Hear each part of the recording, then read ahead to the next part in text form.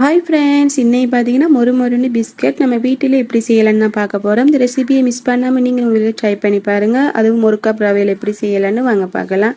அதுக்கு ஒரு mixie jar எடுத்துக்கொள்ளுங்க. அதில் ஒரு கப் ரவை, அரை கப் சீனி, 3-4 ஏலக்காய் சேர்த்து நல்லா ஃபைன் அரைச்சி எடுத்துக்கொள்ளுங்க. இது இன்னொரு பவுலுக்கு சேர்த்துட்டு இதில் 1/4 கப் மைதாவும் சேர்த்து அரைச்சி எடுத்துக்கொள்ளுங்க. இதோட 1/4 teaspoon baking soda, 1 table spoon நெய், சொப் பண்ணின பாதாமும் சேர்த்து இதோட 1/4 கப் பாலும் சேர்த்து நல்லா பிசைஞ்சு எடுத்துக்கொள்ளுங்க. இதை 10 நிமிஷம் அப்படியே ஊற வச்சு எடுத்துக்கொள்ளுங்க. ரவை நல்லா ஊறி வரணும். அதை சின்ன சின்னதாக உருண்டையாக பிடிச்சி பேக்கிங் ட்ரேக்கு மாற்றிட்டு இதுக்கு மேலே நான் கொஞ்சமாக காஞ்சி திராட்சை சேர்க்குறேன். சேர்த்துட்டு இதை 150 செல்சியஸில் 20 நிமிஷம் பேக் பண்ணி எடுத்துக்கொள்ளுங்க. உங்களுக்கு பிடிச்ச நட்ஸை நீங்கள் மேலே சேர்த்துக்கொள்ளும்.